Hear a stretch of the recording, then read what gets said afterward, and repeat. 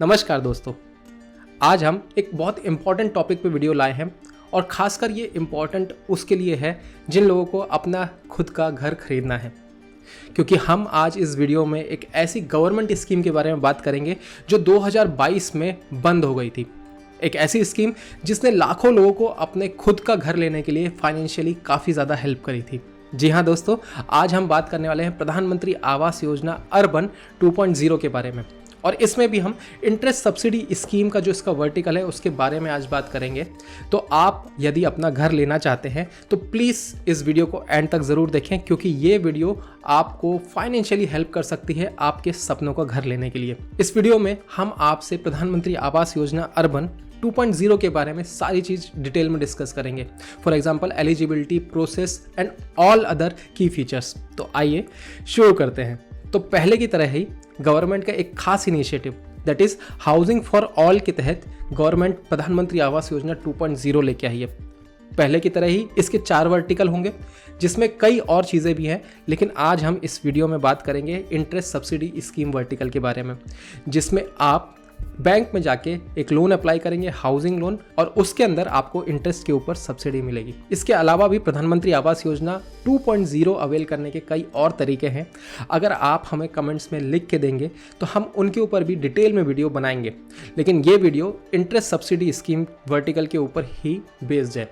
तो आइए इसकी एलिजिबिलिटी के बारे में समझ लेते हैं। तो PMAY 2.0 urban interest subsidy scheme vertical के through government institutional cash flow को बढ़ावा देना चाहती है। और इसका सिंपल मतलब ये है कि आप किसी इंस्टीट्यूशन से अपने अफोर्डेबल हाउस को खरीदने के लिए एक लोन लेंगे और उस लोन में ही इंटरेस्ट पोर्शन के ऊपर गवर्नमेंट आपको कुछ सब्सिडी देगी। इससे आपके लिए एक हाउस अफोर्ड करना ईजी हो जाएगा। इसके लिए जो सबसे पहले एलिजिबिलिटी है वो ये है कि आपका जो हाउसिंग लोन है वो 1 सितंबर 2024 या उसके बाद सैंक्शन हुआ हो। पहले की तरह ही इनकम बेस्ड क्राइटेरिया भी इसके अंदर डिसाइड किया गया है।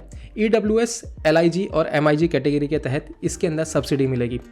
EWS उन्हें कहा जाएगा जिनकी एनुअल इनकम 3 लाख तक की रहेगी, वहीं LIG वो रहेंगे जिनकी एनुअल इनकम 6 लाख तक की रहेगी, और MIG कैटेगरी में वो लोग आएंगे जिनकी एनुअल इनकम 9 लाख रुपीस तक की रहेगी। तो ये तो बात हुई इनकम के बेसिस पे जो डिफरेंट कैटेगरी है उनकी। अब हम बात करते हैं कि कौन इसका बेनिफिशियरी हो सकता है। तो गवर्नमेंट ने जो गाइडलाइन रिलीज करी है PMAY 2.0 के तहत बेनिफिशियरी डिफाइन किया गया है एक ऐसी फैमिली को जिसका इंडिया में और कहीं भी खुद के नाम से या किसी भी मेंबर के नाम से अपना पक्का मकान नहीं है। और अगर हम बेनिफिशियरी के अंदर और डिटेल में जाएंगे तो बेनिफिशियरी होगी एक फैमिली जिसके अंदर इंक्लूड होगा हस्बैंड, वाइफ और उनके अनमैरिड चिल्ड्रन, जिसमें अनमैरिड सन भी हो सकता है और अनमैरिड डॉटर भी हो सकती है। तो अगर आपके या आपकी फैमिली के अंदर किसी के भी नाम से इंडिया में कहीं और पक्का मकान नहीं है तो आप प्रधानमंत्री आवास योजना अर्बन 2.0 के लिए एलिजिबल हैं। इसके बाद बात करते हैं कारपेट एरिया की। तो मैक्सिमम परमिसिबल कारपेट एरिया जो आप घर परचेज करने वाले हैं वो है 120 स्क्वायर मीटर। अगर इसके नीचे या इसके बराबर आपका घर है तो आप इस स्कीम के अंदर सब्सिडी लेने के लिए एलिजिबल हैं। और हाँ, जो घर आप परचेस करने वाले हैं उसकी मैक्सिमम वैल्यू 35 लाख रुपीस तक ही होनी चाहिए, और जो लोन आप अवेल करने जा रहे हैं इंस्टीट्यूशन से उसका अमाउंट 25 लाख रुपीस या उससे कम होना चाहिए, तभी आप इस इंटरेस्ट सब्सिडी के लिए एलिजिबल हो सकते हैं। एक इंपॉर्टेंट थिंग कि बेनिफिशियरी फैमिली में जितने भी मेंबर्स हैं उन सबके पास आधार होना कंपलसरी है PMAY 2.0 की एलिजिबिलिटी के लिए। तो मेक श्योर कि आपकी फैमिली में जितने भी मेंबर्स हैं उन सबके पास आधार कार्ड हो और वो प्रॉपरली अपडेटेड हो। तो ये बेसिक एलिजिबिलिटी क्राइटेरिया है प्रधानमंत्री Awas Yojana urban 2.0 interest subsidy scheme के लिए। अब नेक्स्ट हम जानते हैं कि कैसे आप इस स्कीम को अवेल कर सकते हैं। तो प्रधानमंत्री Awas Yojana interest subsidy scheme को अवेल करने के लिए आपको ज़्यादा कुछ नहीं करना है। सबसे पहले आपको एक ऐसा घर तय करना है खरीदने के लिए जिसका अमाउंट 35 लाख रुपीज़ से नीचे हो, जिसका एरिया 120 स्क्वायर मीटर से कम हो, और आपको एक बैंक के पास जाके लोन अवेल करना है, और आपको वो लोन रिपेमेंट टेन्योर 25 ईयर्स या उससे कम रखना है। दैट मीन्स कि आपको नॉर्मली जैसे आप हाउसिंग लोन लेने के एक बैंक में जाते हैं वो करना है। उसके पहले आपको ये श्योर कर लेना है कि जो घर आप ले रहे हैं वो PMAY अर्बन 2.0 के क्राइटेरिया में फिट आता है कि नहीं। जब आपका वो घर तय हो जाए आपको नॉर्मली बैंक में जाके लोन अप्लाई करना है, और नॉर्मली लोन की प्रोसीजर्स जो होती हैं बैंक की उसको पूरी करनी है और लोन लेना है। उसके बाद जो रिमेनिंग पूरी प्रोसेस है वो एक यूनिफाइड वेब पोर्टल के थ्रू बैंक खुद ही करेगा, और उसके बाद जो आपकी इंटरेस्ट सब्सिडी है वो 5 इक्वल इंस्टॉलमेंट्स में डिफरेंट टाइमिंग पे पे डायरेक्ट बेनिफिट ट्रांसफर के थ्रू आपके लोन अकाउंट के प्रिंसिपल में एडजस्ट कर दी जाएगी। तो ये तो बात हुई प्रधानमंत्री आवास योजना 2.0 अवेल करने की प्रोसेस के बारे में। अब हम कुछ पॉइंट्स डिस्कस कर लेते हैं जो आपको ध्यान रखने हैं, जो कि आपको नहीं करने हैं। सबसे पहला पॉइंट ये है कि एक घर के ऊपर एक ही बार सब्सिडी मिलेगी। दैट मीन्स PMAY 2.0 जो गवर्नमेंट ने रिलीज करी है, उसकी गाइडलाइन बोलती है अगर किसी एक जन ने एक घर के ऊपर इंटरेस्ट सब्सिडी स्कीम के अंतर्गत इस स्कीम को अवेल कर रखा है, देन उस पर्टिकुलर घर के ऊपर दोबारा इस स्कीम को नहीं दिया जाएगा। तो अगर आप रिसेल घर खरीदने जा रहे हैं तो आपको ये इंश्योर करना पड़ेगा कि उस पर्टिकुलर घर के ऊपर ऑलरेडी प्रधानमंत्री आवास योजना अवेल तो नहीं की गई है।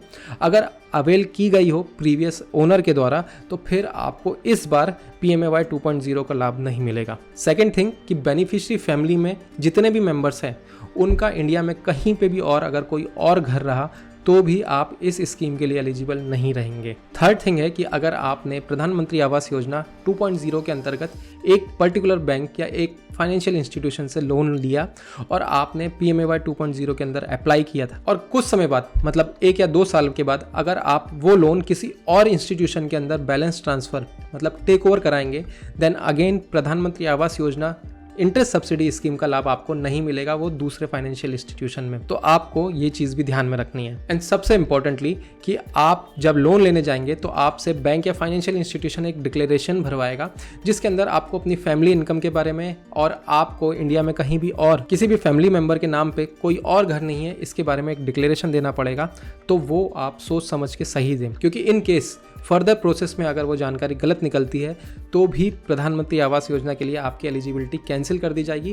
प्लस जो फर्दर लीगल एक्शंस रहेंगे वो भी बैंक या फाइनेंशियल इंस्टीट्यूशन आपके अगेंस्ट ले सकता है। तो ये वो कुछ इंपॉर्टेंट पॉइंट्स थे जो आपको नहीं करने हैं प्रधानमंत्री आवास योजना अवेल करने के लिए। अब एंड में हम कुछ ऐसे क्वेश्चंस ले लेते हैं जो आपके शायद मन में आ रहे हो। सबसे पहले तो क्या ये जो सब्सिडी आएगी इससे मेरी EMI कम होगी? तो उसका आंसर है यस। जैसे ही सब्सिडी की आपकी पहली इंस्टॉलमेंट आएगी वो डायरेक्टली ट्रांसफर होगी आपके हाउसिंग लोन के प्रिंसिपल में, जिसके थ्रू आपकी EMI कम हो जाएगी। सेकंड जो क्वेश्चन कई लोगों के मन में होगा कि क्या हम अंडर कंस्ट्रक्शन घर के लिए भी PMAY 2.0 अवेल कर सकते हैं? तो उसका जवाब है हाँ, आप अंडर कंस्ट्रक्शन के लिए भी PMAY 2.0 अवेल कर सकते हैं, क्योंकि वैसे भी सब्सिडी 5 इंस्टॉलमेंट्स में आपके अकाउंट में क्रेडिट होगी। तो आप अंडर कंस्ट्रक्शन हाउस के लिए भी इस स्कीम को अवेल कर सकते हैं। थर्ड एक इंपॉर्टेंट क्वेश्चन आ रहा होगा कि इसकी फर्स्ट इंस्टॉलमेंट या फर्दर इंस्टॉलमेंट कब आएगी और उसका क्या क्राइटेरिया रहेगा। तो जो गाइडलाइन डिस्क्राइब की गई है PMAY 2.0 के अंतर्गत उसमें यह बताया गया है कि अगर आपका आउटस्टैंडिंग 50% से ज़्यादा है, सपोज करिए आपने 10 लाख रुपीज़ का एक हाउसिंग लोन लिया है और सब्सिडी की फर्स्ट इंस्टॉलमेंट के टाइम अगर आपका करंट आउटस्टैंडिंग 5 लाख या उससे ज़्यादा रहेगा तो ही आपकी इंटरेस्ट सब्सिडी की फर्स्ट इंस्टॉलमेंट आएगी। अगर आपका आउटस्टैंडिंग 5 लाख से कम रहेगा तो फिर आपकी इंटरेस्ट सब्सिडी की फर्स्ट इंस्टॉलमेंट नहीं आएगी।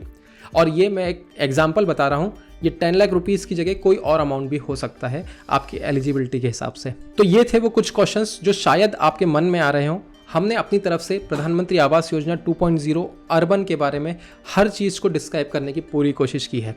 इसके बाद भी अगर आपके मन में कोई डाउट हो, कोई क्वेरीज हो तो आप हमें कमेंट सेक्शन में लिख सकते हैं। और साथ ही नेक्स्ट वीडियो में जैसे गवर्नमेंट ने इसकी पूरी प्रोसेस बताई है उसके फ्लो चार्ट के थ्रू हम पूरी चीज़ें आपको और अच्छे से समझाने की कोशिश करेंगे। तो प्लीज़ अगर आप अभी तक हमारे चैनल पर नए हैं और सब्सक्राइब नहीं किया है तो आप हमारे चैनल को सब्सक्राइब ज़रूर करें, क्योंकि आने वाले समय में प्रधानमंत्री आवास योजना 2.0 के बारे में सारी जानकारी, हर क्वेरीज का जवाब आपको हमारे चैनल पे मिलेगा। इसी के साथ आपसे मिलते हैं नेक्स्ट वीडियो में किसी नए टॉपिक के साथ। तब तक के लिए नमस्कार।